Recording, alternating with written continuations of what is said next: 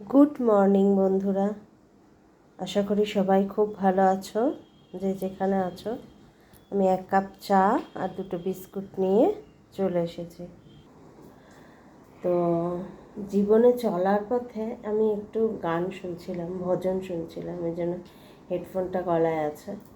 তো যাই হোক, জীবনে চলার পথে যেটা বলছিলাম, অনেক নিয়মই বদলে ফেলতে হয়।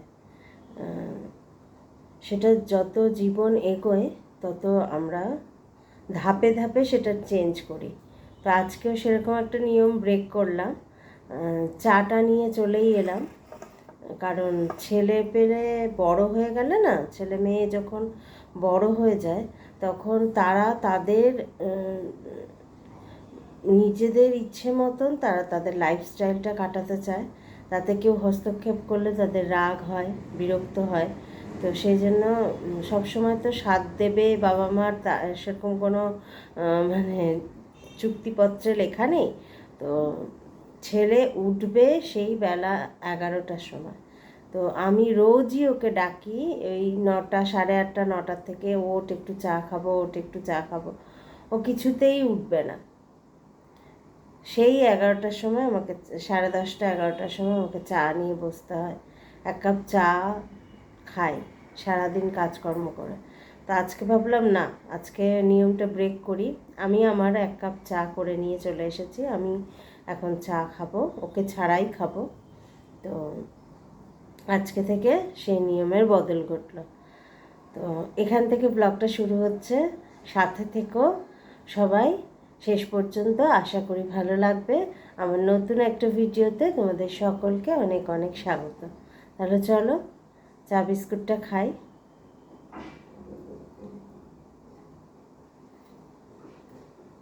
আমার কালকে আমি তোমাদের দেখিয়েছি যে পাপড়ি চাট খেলাম। তোমরা ভাববে দাঁতে এত ব্যথা বলছে, তাহলে পাপড়ি চাটটা খেলো কী করে।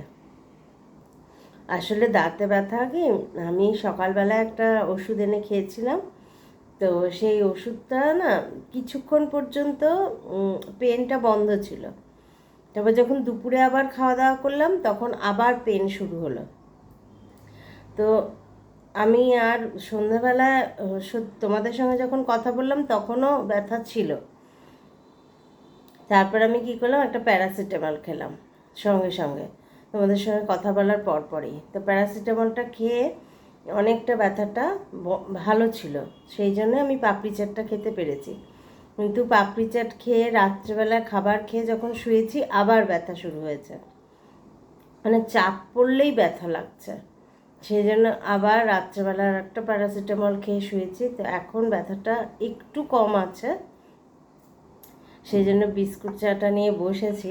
যদি আজকেও খুব ব্যথা হয় তাহলে ডক্টরের কাছে যেতে হবে, আর কিছু করার নেই। তো চাটা খেয়ে নিই সকাল সকাল।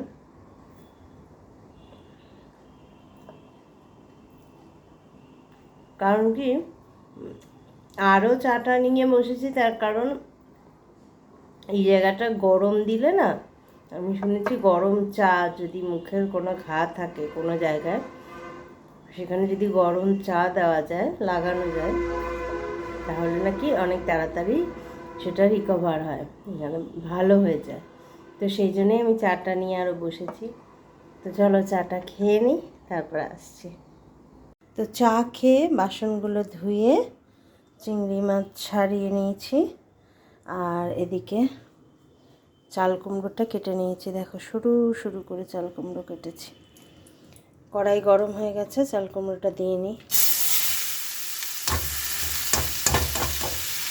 কী বলো তো, আমি না বটিতেই চাল কুমড়ো, লাউ, বাঁধাকপি এগুলো কাটি। আমার মনে হয় বটিতে কাটলে এগুলো বেশি সরু করে কাটা যায়। ছুরিতে কাটলে অত ভালো সরু করে আমি পারি না, কেউ পারলে আমার জানা নেই। এই যে সরু সরু করে কাটা হয়েছে, এটা কিন্তু বটিতে কাটা হয়েছে বলে তাই পেরেছি। ছুরিতে আমার দ্বারা এত সরু করে কাটা সম্ভব না। তো আমার মনে হয় বটিতে কাটাই ভালো। তো চলো এটা চাপা দিয়ে দিই। এদিকে দেখো চাল কুমড়োর খোসাগুলো আমি রেখে দিয়েছি, কারণ চাল কুমড়োর খোসা বাটা খেতে না আমার ভীষণ ভালো লাগে। তো রেখে দিলাম। প্লাস্টিকে করে গুছিয়ে। একদিন বাটা খাওয়া যাবে, কবে খাবো জানি না, তবে রেখে তো দিলাম। এখানে জিরে ধনে 1 চামচ করে আর হলুদ অল্প করে নিয়ে একটু পেস্ট করে রাখি। মশলাটা চাল কুমড়োর, এতে তো আর কিছু পড়ে না।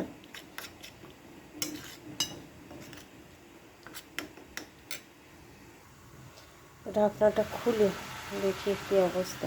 3টে কাঁচা লঙ্কাও দিয়ে দিয়েছিলাম।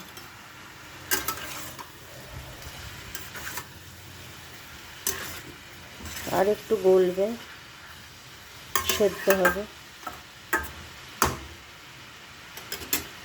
চাপা দিয়ে দিই। তো চাল কুমড়োটা সেদ্ধ করে তুলে নিয়েছি। এবার ফোড়ন দেবো শুকনো লঙ্কা, তেজপাতা আর সামান্য জিরে, গোটা জিরে দিয়ে তারপরে এই মশলাগুলো দিয়ে দেবো।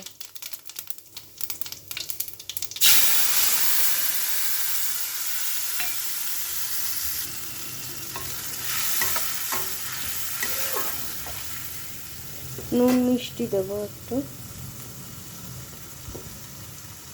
আন্দাজ করে।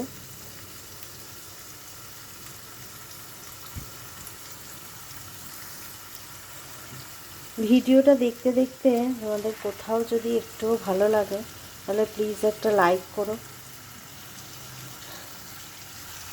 লাইক করতে জানো তো পয়সা লাগে না, শুধু মন লাগে। তোমাদের মনে যদি ভালো লাগে তাহলে প্লিজ একটা লাইক করো, কমেন্ট করে অবশ্যই জানিও আমাকে যে তোমাদের ভিডিওগুলো কেমন লাগছে। যারা নতুন আছো তারা প্লিজ চ্যানেলটা সাবস্ক্রাইব করে নিও, আমার পাশে থেকো তোমরা। তোমাদের ভরসাতেই তো এগোচ্ছি, তোমরা পাশে না থাকলে কি করে এগোবো বলো। তাই এটা আমার রোজকারের রিকোয়েস্ট তোমাদের কাছে। তো চলো, মশলাটা কষা হয়ে গেলে চিংড়ি মাছটা দেবো। হয়তো তেল ছেড়ে দিয়েছে মশলা থেকে। তো এবার চিংড়ি মাছগুলো দিয়ে দেবো, একসঙ্গেই ভাজা হয়ে যাবে, আলাদা করে আর ভাজিনি। চিংড়ি মাছ না দেখতে অনেক কটা লাগে, তাই না? ছাড়ালে একদম একটুখানি হয়ে যায়। যাই হোক, এটা হতে থাক।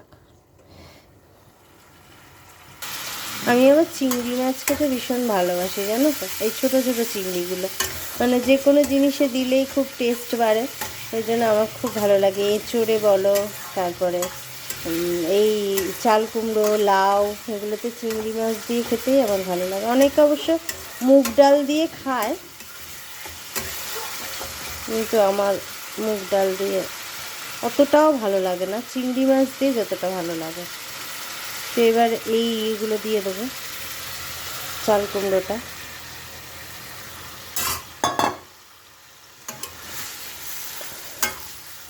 চাল কুমড়ো রান্না করা খুব সোজা, জল ঠল কিছু লাগে না, মানে জল দিতে লাগে না এতে।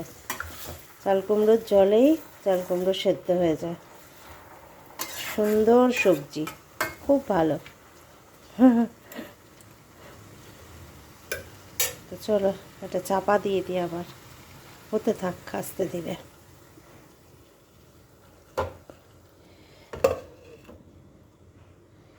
তো ওদিকে চাল কুমড়োটা বসিয়ে মাছগুলো একদম সাদা করে ধুয়ে নিলাম।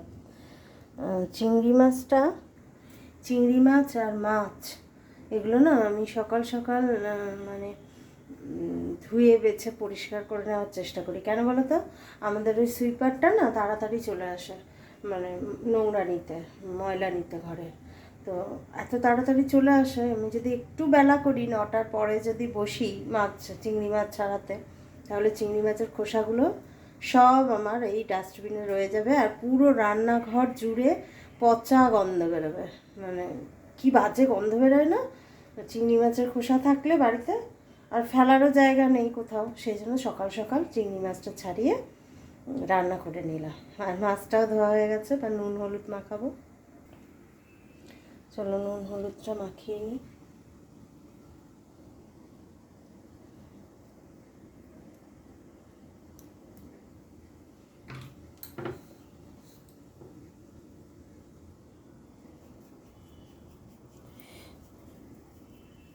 তোমাদের সঙ্গে কথা বলতে যদি আমাকে কেউ খুল্লা পারমিশন দেয় তাহলে 18 মিনিটের ভিডিও হবে না, তার অনেক বেশি ভিডিও, মানে অনেক বড় হয়ে যাবে।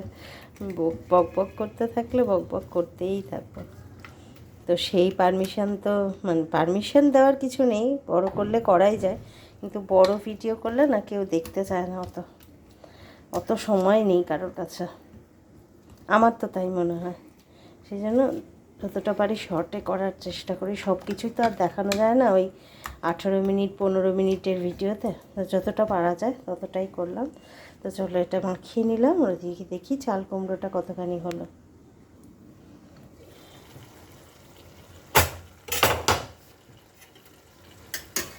তেজপাতাটা আর কাজ নেই, এটাকে তুলে ফেলে দিতে হবে।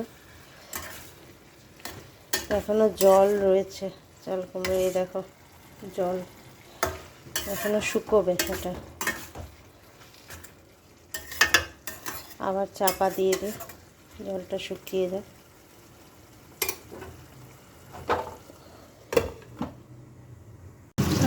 চাল কুমড়োটা তুলে নিয়ে মাছ ভাজা বসিয়ে দিয়েছি।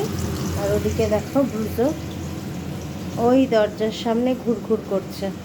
পাপা এখন আসবে না তো, এই পাপা আসবে বলে, আজকে জানে যে পাপা আসবে, আজকে স্যাটারডে, আমি বলেছি সকালে, তো সেই জন্য দরজার কাছটাতেই ঘুরঘুর করছে। পাপা বিকেলে আসবে বাবা, পাপা বিকেলে আসবে, হ্যাঁ হ্যাঁ হ্যাঁ, তুমি এখানে বসো, এখানে বসো। সারাদিন আমার পেছনটায় ঘুরঘুর ঘুরঘুর করতে থাকে। সোনা বেটুটা, রাজা বেটুটা, এইটা তো ভালো ছেলেটা। বসো বসো বসো, হ্যাঁ হ্যাঁ হ্যাঁ। মাছগুলো হালকা করে ভেজে নিয়েছি, আর তারপরে এদিকে ডিমের বড়া করতে বসিয়ে দিয়েছি। কী বলতো, বাংলাদেশের একটা ব্লগ দেখছিলাম আমি একজনের, তো সেখানে না মাছটাকে, রুই মাছটাকে মানে কাঁচা আলু, পেঁয়াজ, তারপরে লঙ্কা, হলুদ এই সমস্ত দিয়ে ভালো করে নুন দিয়ে মেখে, কাঁচা মাছটা মেখে ঝাল করেছিল। তো দেখতে ভালো লাগছিল, কিন্তু আমার বাড়িতে কেউ রুই মাছ কাঁচা খাবে না, সেই জন্য হালকা করে ভেজে এপিট ওপিট করে তুলে নিয়েছি। ওইভাবেই করবো ঝালটা, কিন্তু মাছটাকে ভেজে নিয়েছি। কাঁচা রুই মাছ খাবে না, ইলিশ মাছ খাবে, কিন্তু কাঁচা রুই মাছ ওরা খাবে না। তো যাই হোক, ডিমটা ভেজে তুলি।